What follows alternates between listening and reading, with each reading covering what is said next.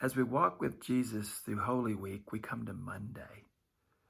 The events are recorded in Mark chapter 11, verses 12 through 19. I encourage you to read that entire section. But I want to focus on the cleansing of the temple. What had happened is that during Passover, money changers and businessmen had set up shop in the court of the Gentiles. As a result, it was so busy and full, there was no space nor time for Gentiles to come to the temple and pray to God. As a result, Jesus was furious. He overturned the tables of the money changers. He ran the businessmen out of the courts. And the reason for this is seen in verse 17 when he quotes scripture and says that God's heart is for the temple to be a place of prayer for all nations.